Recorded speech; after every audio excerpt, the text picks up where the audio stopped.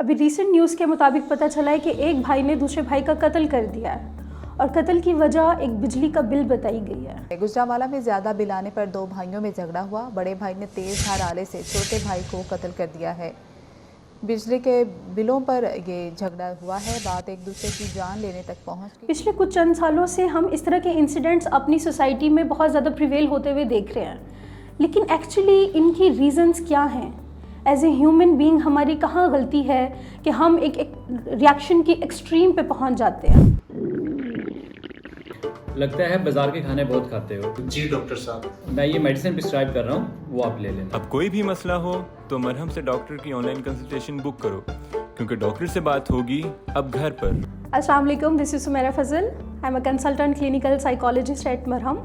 ये तो एक बिजली का बिल है जो कि बताया गया है कि 30,000 का बिल था और एक भाई ने दूसरे भाई से कंसल्ट किया कि भाई मुझे सपोर्ट करो, हम आधा आधा बिल डिवाइड करके और उस चीज़ को कवर अप कर लेते हैं। लेकिन दूसरे भाई ने जो विक्टिम हैं उन्होंने उस चीज़ से डिसएग्री किया। उन्होंने कहा कि मेरे बच्चे हैं और मुझे उनको भी सपोर्ट करना है। तो जो एक्यूज्ड वन है वो इस लेवल की एक्सट्रीम पे क्यों पहुंचा कि उन्होंने कत्ल कर दिया अपने भाई का? अगर हम रीज़न्स की बात करें पीछे, तो जस्ट बिजली का बिल एक रीज़न नहीं हो सकती है। पर्सनैलिटी इश्यूज़ हो सकते हैं, आपका डोमेस्टिक प्रेशर हो सकते हैं, सोशियो इकोनॉमिक प्रेशर्स हो सकते हैं, सब्सटेंस अब्यूज़ भी एक कॉमन फैक्टर हो सकता है जो कि बहुत ज़्यादा मंजर आम पे नहीं आता कभी, राइट? आपके अनहेल्पफुल थिंकिंग स्टाइल यानी मनफी सोचें हो सकती हैं।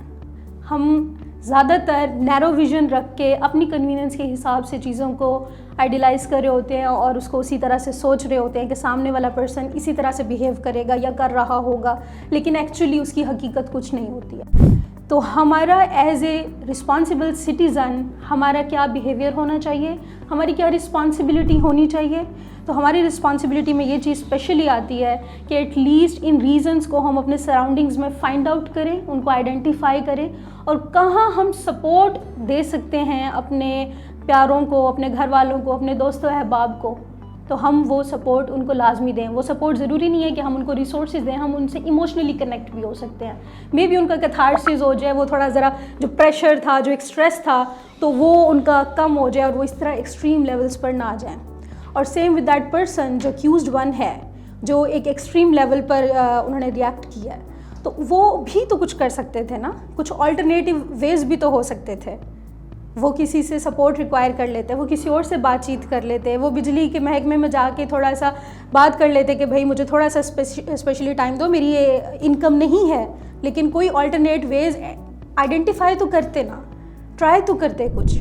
वो ये भी कर सकते हैं, हम लोग एक टेक्निक आप इस्तेमाल कर सकते हैं इस तरह के। मतलब आप देखने वाले सोच रहे होंगे कि 30,000 का बिल कैसे प्रैक्टिकली बंदा भर दे जब उसकी इनकम ही 10,000 रुपये है।